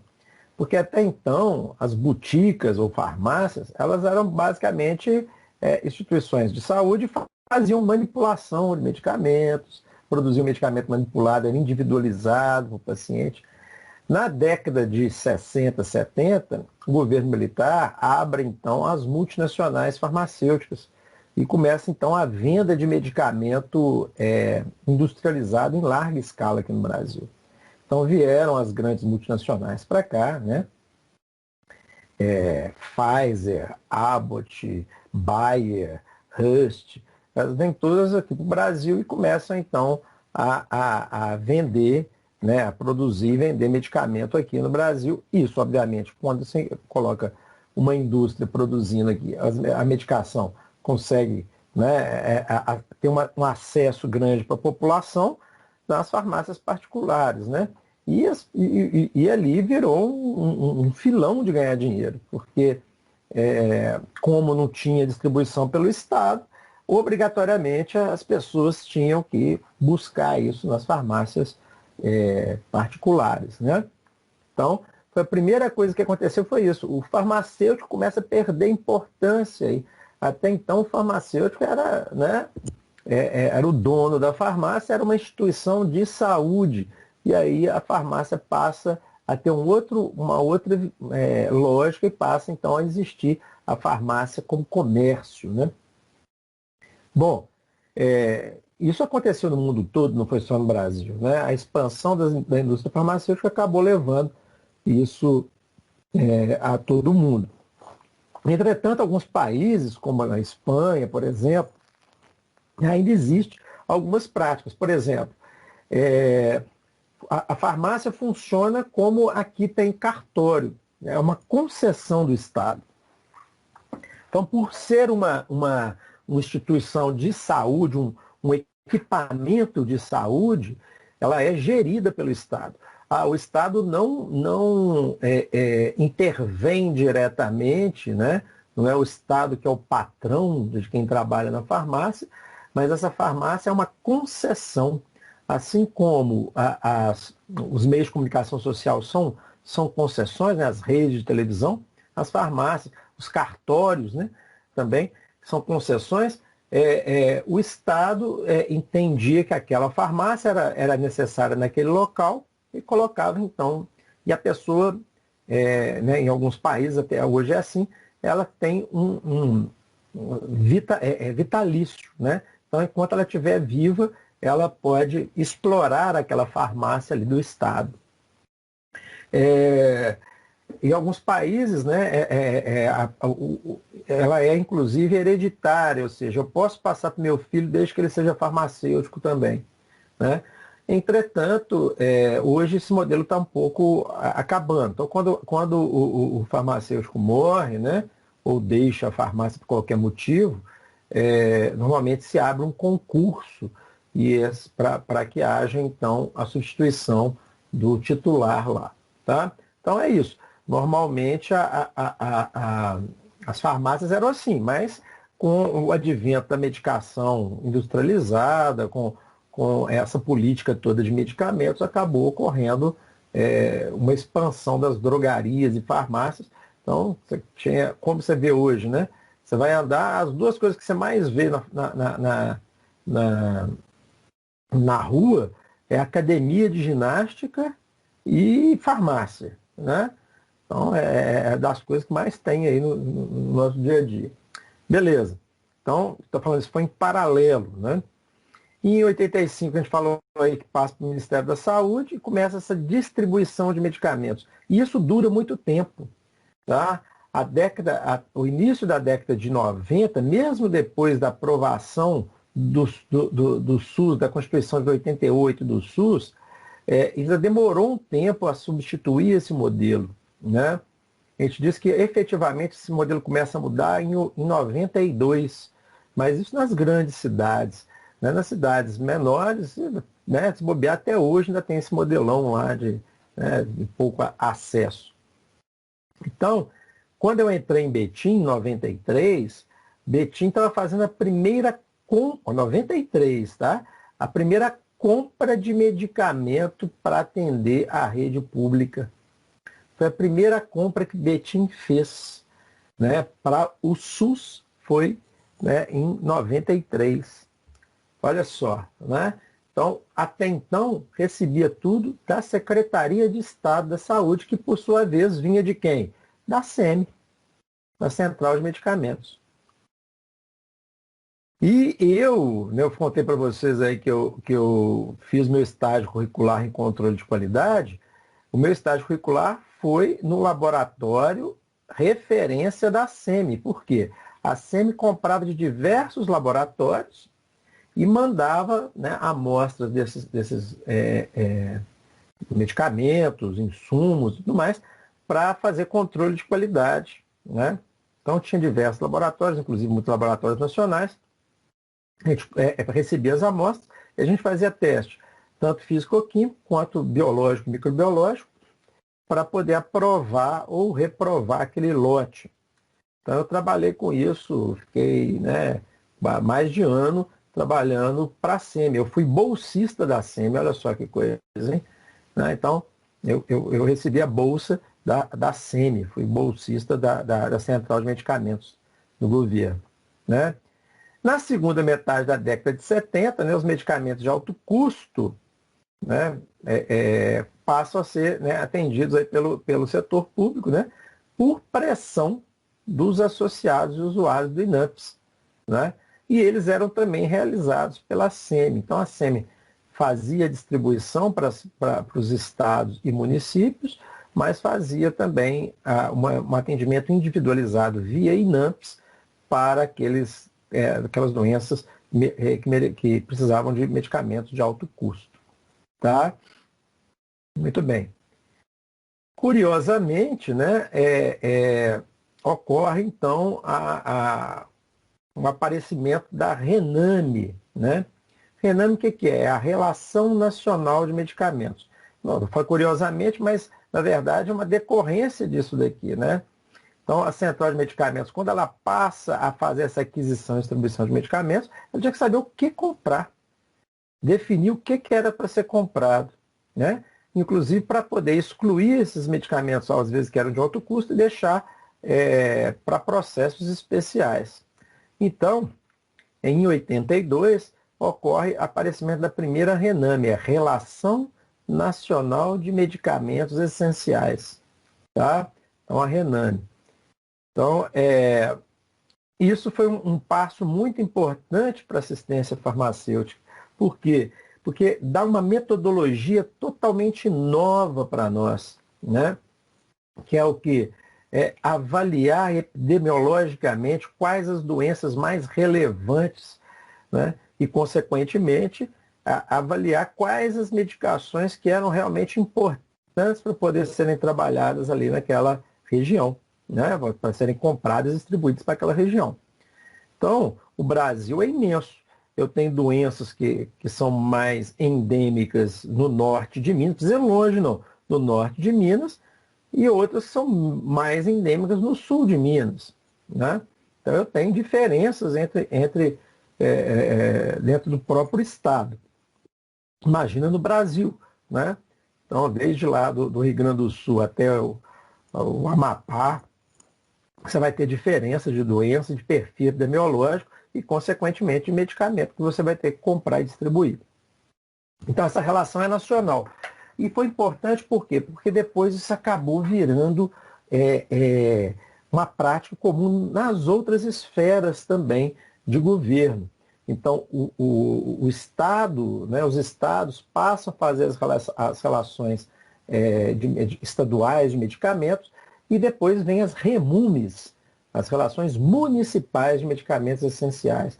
Então, também é um passo muito importante. Em Betim, nós já estamos, não sei em que versão da REMUME aí já, né? Então, praticamente, hoje tem uma renovação, a admissão e retirada de medicamento novo, praticamente um processo contínuo, né, de acordo com o aparecimento aí de informações e aparecimento de medicamentos novos. Em 88 talvez tenha sido um dos anos mais marcantes para a saúde no Brasil. Por quê? Ocorre o primeiro encontro nacional de assistência farmacêutica, já com esse nome, né, e política de medicamentos. E também a segunda Conferência Nacional de Saúde, se não me engano, né? Elas que vão dar a base depois, né, para a formação do SUS, né? E 88, quem lembra o que acontece em 88 também? O que aconteceu em 88 que foi importante? Eu nasci. Ah, isso é importantíssimo. Quem que foi que nasceu? Quem foi a pessoa? Carla. Ô, Carla. Então você nasceu em 88, Carla. Ano importantíssimo, meu. Esse ano é importante demais. Então, além de você nascer, que foi uma coisa... Oi. Em 88 surgem os princípios de sistema de saúde do SUS? Os princípios do SUS?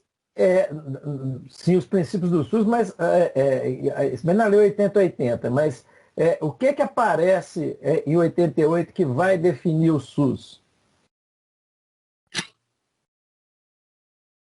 É um sistema de unificação, eu acho, que é um sistema único, ele vai tomar conta de tudo agora, a partir desse momento. Sim, mas tem uma coisa que foi o pontapé inicial aí mesmo do SUS, né? Ou seja, que deu a base legal para o aparecimento do SUS. O que é que acontece em 88 em termos legais? Que é de suma importância. Foi a publicação da seção da saúde da Constituição Federal? Beleza. Constituição de 88, é considerada chamada Constituição Cidadã. Cidadã por quê? Porque é a primeira Constituição que realmente tem essa pegada mesmo de povo, né? de tratar as pessoas de forma igualitária. Então foi fundamental, né?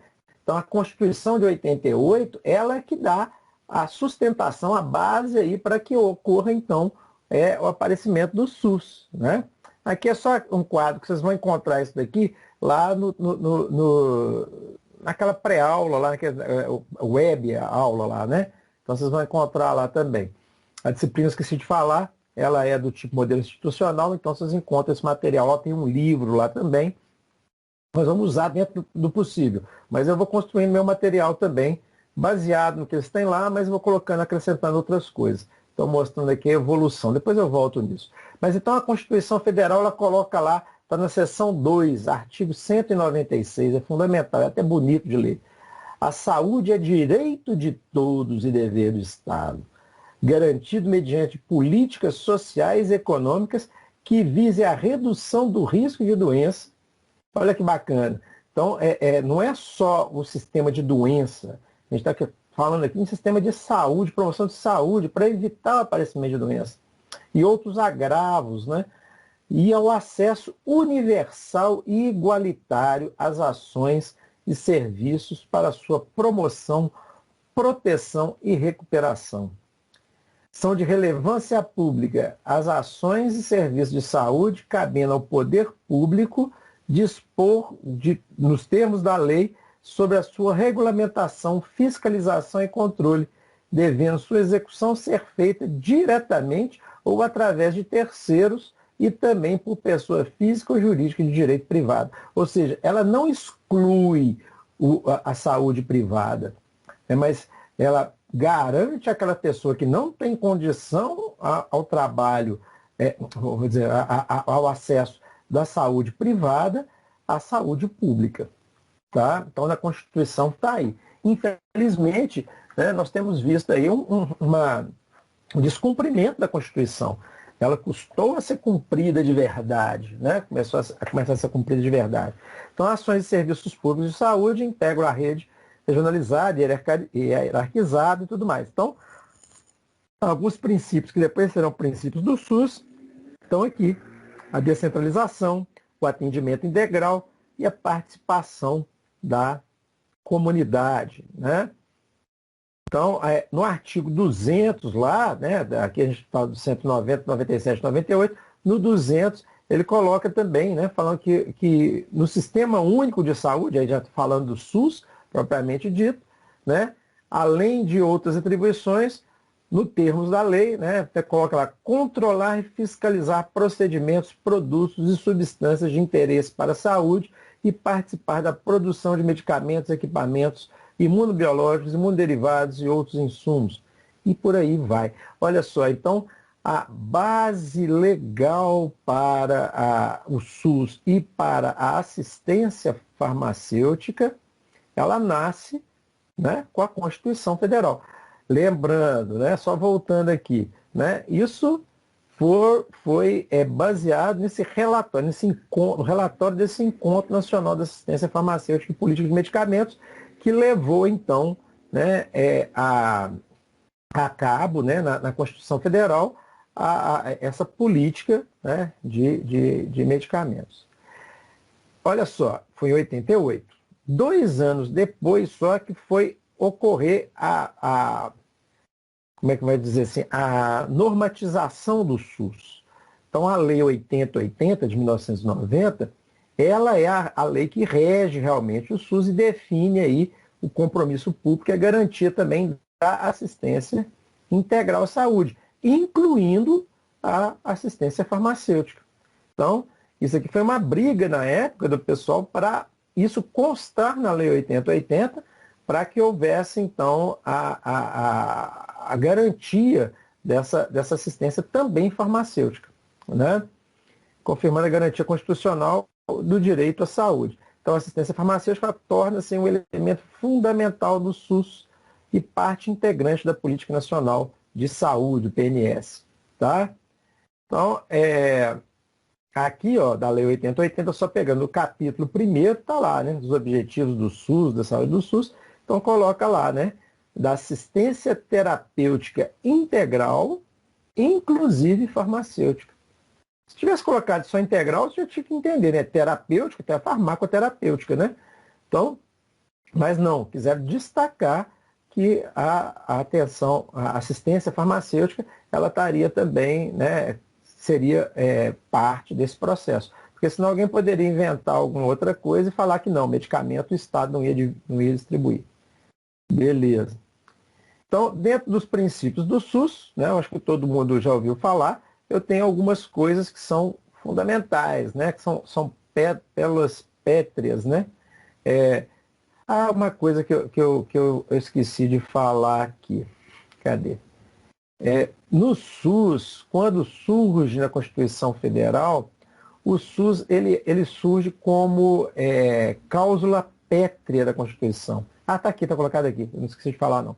Então, a universalidade, né, ou seja, saúde como um direito de todos, dever do Estado, está lá no artigo 196, é considerado um dos princípios do SUS, a universalidade, que é o direito, né, à saúde, se coloca como direito fundamental de todo e qualquer cidadão, esteja ele empregado ou não, tá?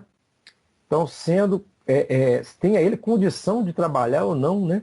Sendo considerado até mesmo cláusula pétrea. Você já deve ter ouvido falar isso aí, né? Cláusula pétrea é aquela cláusula que na Constituição ela não pode ser retirada, ela não pode ser emendada, você não pode fazer uma emenda constitucional que mude isso daqui, tá? Você não pode retirar esse artigo da Constituição. A única forma de você retirar esse artigo da Constituição é se fizer outra Constituição, tá? Então, enquanto valer a Constituição Federal de 88, essa cláusula permanece lá, tá? Outro princípio fundamental é a equidade. A saúde é direito de todos, está dentro do artigo 196 também, né? Então, postulando a isonomia, tá? Visto que a própria Constituição, né, dos direitos e deveres, na parte dos direitos e deveres individuais e coletivos, no artigo 5º, ele diz lá, todos são iguais perante a lei, sem distinção de qualquer natureza. Então, eu não posso privar uma pessoa da assistência ao SUS por qualquer motivo que seja, tá? Uma outra coisa importante, que equidade e igualdade são duas coisas diferentes. Eu tenho que tratar as pessoas com equidade dentro do SUS, mas eu não preciso tratá-las com igualdade. Vocês conseguem entender isso? Qual que seria a diferença de equidade e igualdade? Eu vou tratar pessoas de maneira equânime, mas não de maneira igual. De acordo com a necessidade de cada pessoa? Sim, aqui tem uma coisa muito bonita, né? Que é tratar desigualmente os desiguais. Ou seja, aquele que precisa mais, eu tenho que priorizar. Vocês entendem? Né? Então, o SUS não é para pobre, não. Ele é para todo mundo. Mas quem que é o principal beneficiário do SUS? O beneficiário prioritário, né? É aquele que não tem condição, né? Então, ele é para todos. Então, o princípio da universalidade, que é para todos, ele também vamos dizer assim, permeado pelo princípio da equidade, ou seja, é para todos, mas aqueles que precisarem mais, eu tenho que priorizar, Todos são iguais perante a lei, sem distinção de qualquer natureza. Entretanto, eu tenho que, para ser equânime, eu não posso. Se eu tiver, né, se eu tenho poucos equipamentos de saúde no meu município, eu tenho que priorizar aquela população que não tem acesso. Né? Não tem outra forma, né? E, obviamente, levar em consideração, quando eu falo em termos federais, né, as desigualdades sociais e regionais, né, e promover o bem de todos. Ô, gente, eu vou só terminar os princípios do SUS aqui, para a gente terminar, tá? Descentralização. Então, né, é outra coisa. O governo militar tinha centralizado, né, os recursos. Aqui a gente descentraliza. Por quê? Porque o melhor gestor é aquele que está vendo o necessitado lá, o público, né? Então, hoje a gente tem as 3 esferas do poder trabalhando com o SUS, mas as ações, elas são diferenciadas, né? Então, tanto a União, os estados, né, o Distrito Federal e os municípios, eles trabalham, são responsáveis pelo SUS, mas quem faz o SUS acontecer mesmo acabam sendo os municípios, tá? Beleza. E um outro princípio fundamental aqui do SUS é a participação social. Então, a participação da comunidade está lá no artigo 198 da Constituição, né? Então, a participação da comunidade, ela é fundamental. E isso, muitas vezes, muitas prefeituras deixam de lado, né, que é o controle social. Nós temos que controlar o que o Estado está fazendo por nós, né? Senão eles vão fazer qualquer coisa. Até hoje, a Betim, até hoje, não sei se vocês sabem disso, mas até hoje não há eleição para gerente dos postos de saúde. Belo Horizonte já faz isso há muitos anos, né? Os postos de saúde, eles têm que ser geridos não por representantes do governo, eles têm que ser geridos por representantes dos trabalhadores e da população, né? Então isso é fundamental também. Por quê? Porque isso aí dá fiscalização e não vai fazer com que cada governo faça o que bem entender. Aí em Betim, por exemplo, né, eu trabalho no Alvorada. Né? Há alguns anos atrás, o governo municipal simplesmente resolveu fechar a farmácia do posto próximo nosso lá, que é do posto do Novo Amazonas, e transferiu a população toda para a unidade do Alvorada. Então, senhoras de 80, 88 anos, como a dona Raimunda lá, ela tem que subir um morro imenso para poder pegar o remédio. Atendida lá embaixo, no Renascer e na região do Renascer, na região do Novo Amazonas, e tem que buscar remédio lá na unidade do Alvorada. Se isso fosse, se houvesse controle social efetivo, isso não teria acontecido, né? Então isso não é muito interessante para os governos, né? Então, o estabelecimento disso. Oi. Mas Pode isso falar? acontece em vários bairros, né? Essa transferência de farmácia para outra, né? Exato. Eu estou citando um exemplo que foi o meu, né? Que isso É que na aconteceu, Alterosa também teve esse problema, né? Uhum. A de Duque de Caxias e Cruzeiro do Sul ficou muito tempo pegando na da Alterosa. E aí a Exatamente. Alterosa ficava aquelas filas imensas, né? Exato. Transferência. Bueno Franco, Romero Gil, teve um monte de farmácia aí que foram. Exatamente. Foram agrupadas em uma só, em poucas, né? Eu acho que em alguns casos, né, dependendo do tamanho do município, da extensão do município, seja interessante o estabelecimento de farmácias regionais, né? Você pega no regional, tudo mais, porque você centraliza os recursos ali. Mas não é o caso. Betim tem uma rede de unidades básicas enorme, né? Que, diga-se de passagem, foi implementado mesmo ainda na virada, em 1996, 97. Dali para diante, reformou, trocou de lugar uma ou outra farmácia, ou uma ou outra unidade básica de saúde, mas não houve ampliação, né? Então, nós temos passado por uma sucessão de governos aí que não tem esse compromisso com a saúde pública. E isso poderia ser mais efetivo se a gente tivesse efetivo, né, também controle da população. Olha só, aqui eles estabelecem, né, na Lei 8080 os conselhos de saúde que vão ser compostos por metade das vagas, né? Os usuários têm metade das vagas, o governo tem um quarto e os trabalhadores outro quarto. Ou seja, quem que manda no conselho mesmo?